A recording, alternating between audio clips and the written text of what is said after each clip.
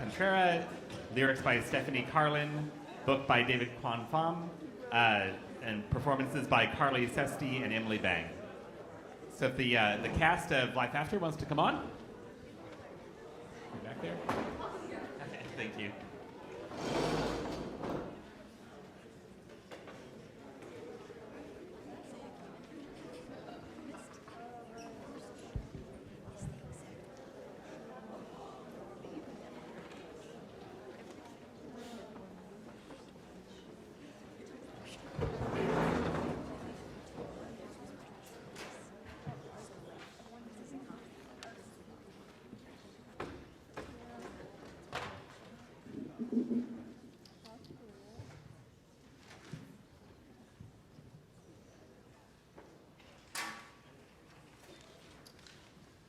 Before we begin, we have a very last-minute addition to our roster of performers, Cassandra Elkin. Yes. So if you could please give her a round of applause, as she was not credited in the playbill, neither was our lovely Emily Bang, that we would like to give an extra round of applause. Without further ado, here we go. All right. 2013, An Abyssal Sanctuary. The sanctuary is deep in an unknown abyss. The deep city community lives beyond the transparent back wall of it. There is a miniature scale of a sanctuary stationed within the space. Adrian idly sits, while Twee stares out into the dark sea.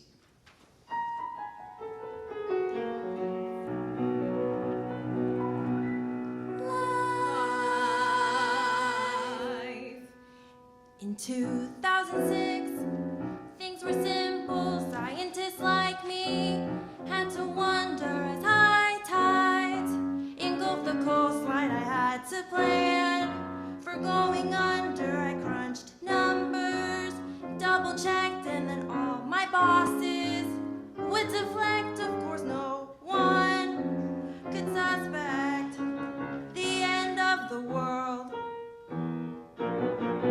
In 2009, I was wealthy, having funds passed down as an air when Twee told me all about this, and suddenly I had cash to spare. I could pass out a dozen checks. I needed a hobby, more complex, of course, than what happens next. The end of the world.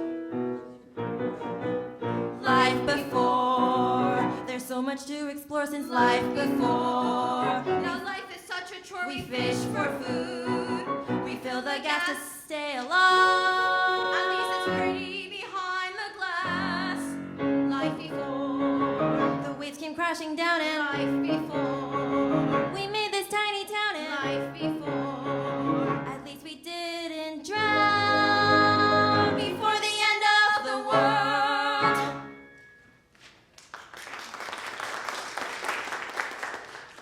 Baby giant squids swim by, greeting Twee.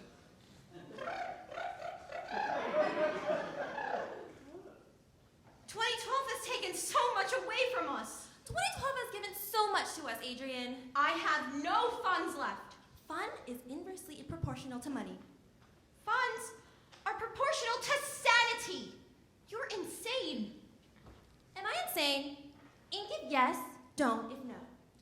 The baby squids do not ink. See? Yes. The sea is everything to you. I don't think you realize how lucky we are down here. I've realized plenty living with you. Guys, I think No! Don't sing the squid song. Well, future generations are gonna have to wonder about these guys. I don't know if you noticed, but there are no generations to be had. Allow me to introduce you the subjects of my studies. They're called archetypes, but I call them my buddies. Discovered back in 2012, they live with us in the deep.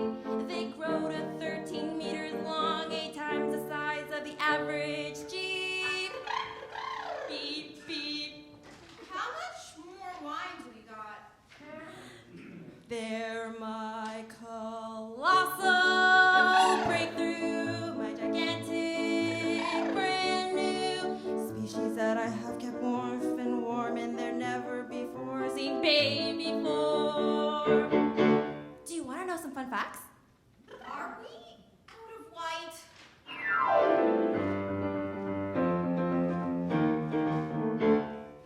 Giant squids are known to eat all kinds of fish. Any deep water friend they can make into a dish. Gestation periods are all like average squids, but female oocytes can hold 4 million kids. So all these large cuties are not here to frighten. They're just definitely out pods made of mantles and chitin. And in this underwater wonderland that we all roam, it's creatures like this that make it feel like home. Do you think kids would know what chitin are in the future? Adrian? They're my colossal breakthrough, my enormous squishy crew, and I guarantee you'll love them as much as I do.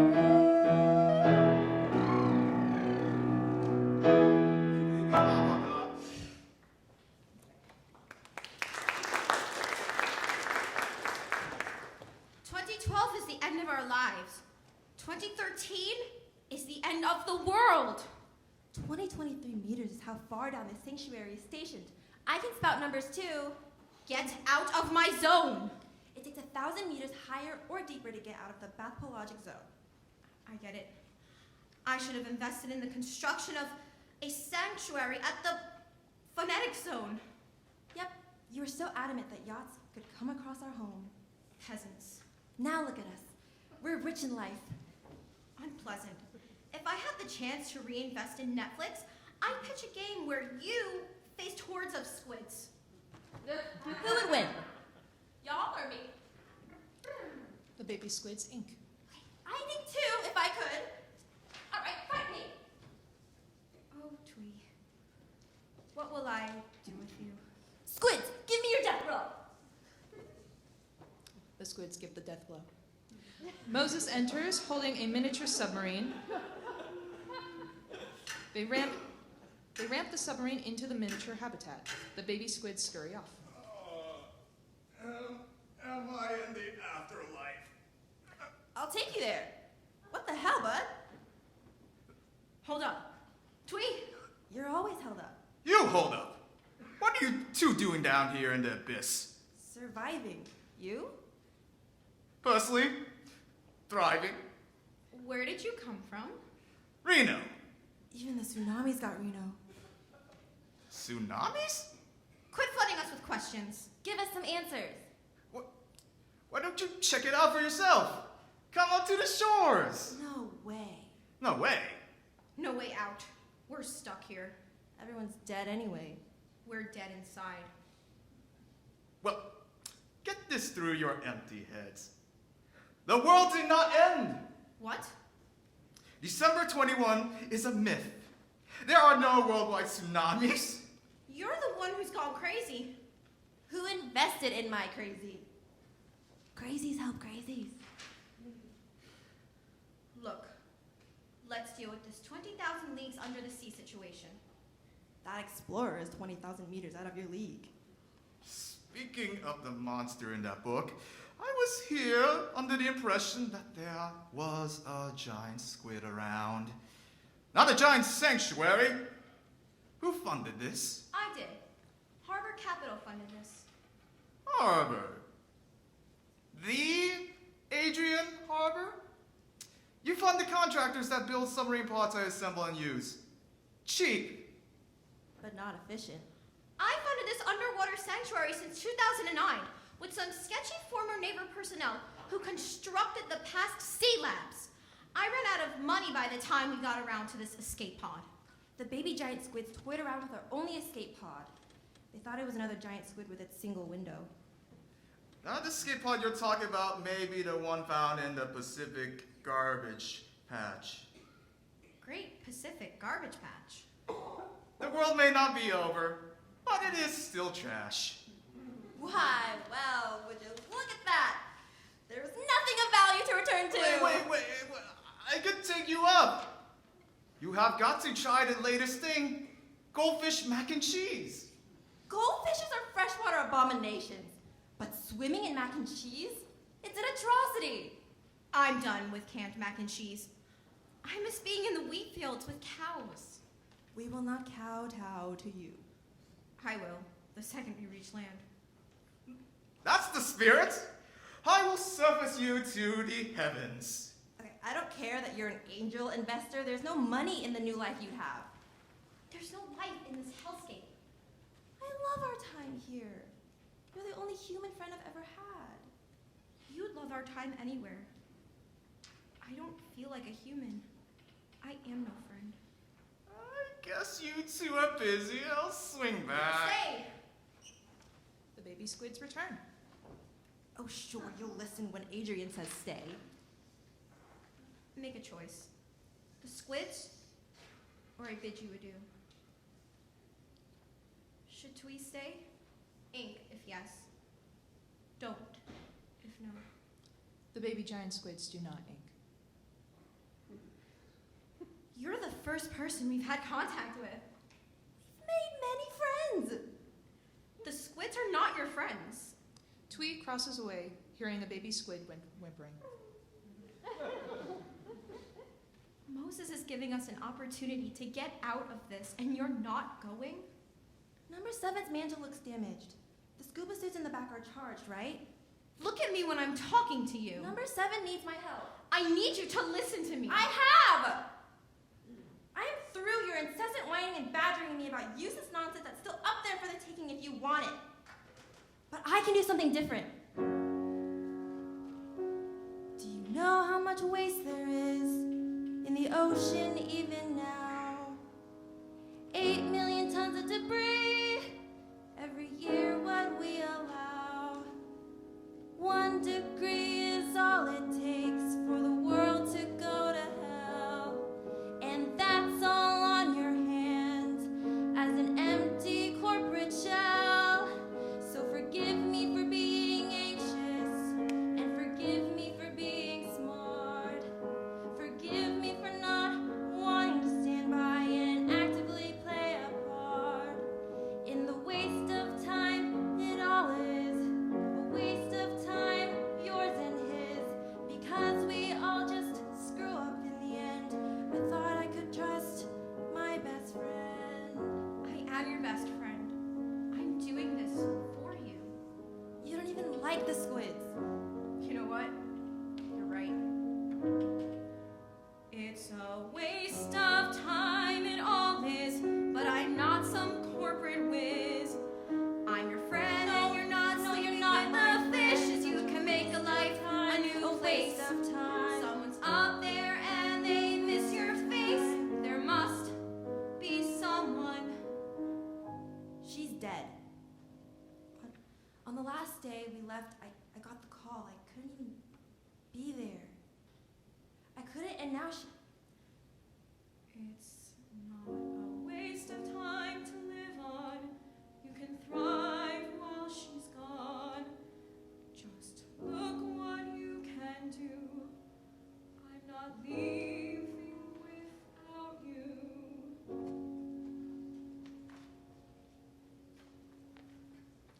Twee nods. Oh, thank God, Moses! We're good. Oh, yeah. Twee and Adrian join Moses' side. They prepare to ascend. The baby giant squids excessively ink. Karen, the giant kraken,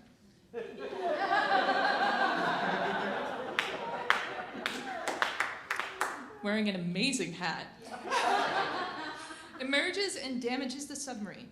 A puppeteer in a squid suit grabs a hold of the miniature submarine. Mama is back? Mama? Karen is cranky. Karen the kraken gives off a raspy sound to communicate. They release textual ink, or the puppeteer holds up written signs. Who will take my kids to water polo practice?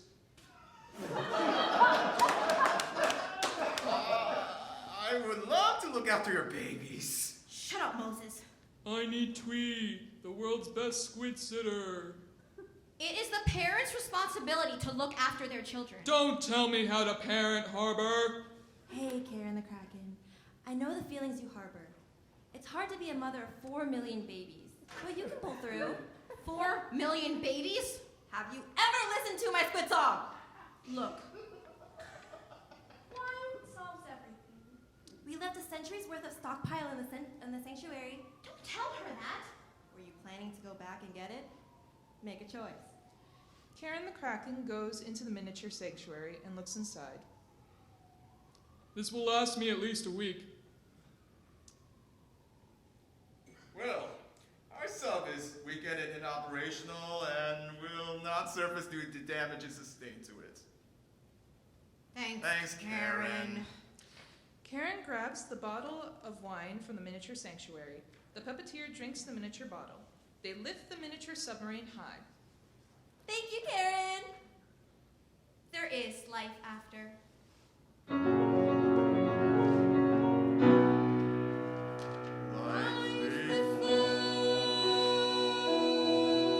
We lived in a paradise Made of wine and fish oil. Well, now we got Karen to take us to the soil. rise above the test we can to make peace with our fellow man, taking us where it only can. The beginning of the world.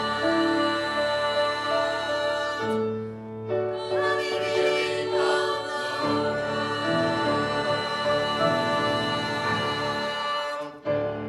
the Blackout.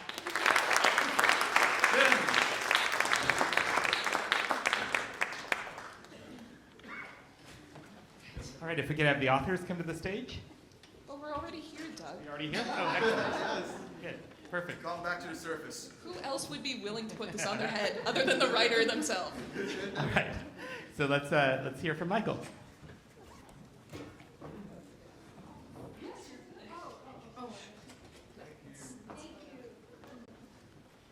Hi. Nice to meet you. Can you tell me who each of you are and what your role was? I'm Marie Inventura, and I did the music. Great. I'm Stephanie Carlin, and I did the lyrics. I'm David Kwan Pham. I did the book. Great. And how long is the show going to be or intended to be? Is it a full-length show? Is it a short show? At the moment, we were discussing a one-act, I believe, Yes. is what we were thinking. And we were thinking of rewriting it to make it more suited for children. The wine Okay. jokes are funny, but maybe not. So maybe if it's a children's show, an hour. Maybe if it's a one-act for adults, 90 minutes, something Yeah. like that. Okay. I just have a few questions Yes. about the premise. Mhm. So this is, if I got this right, the year 2013? Mhm. Yes.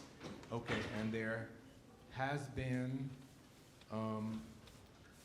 an environmental catastrophe, Mhm. a tsunami, but maybe it hasn't happened?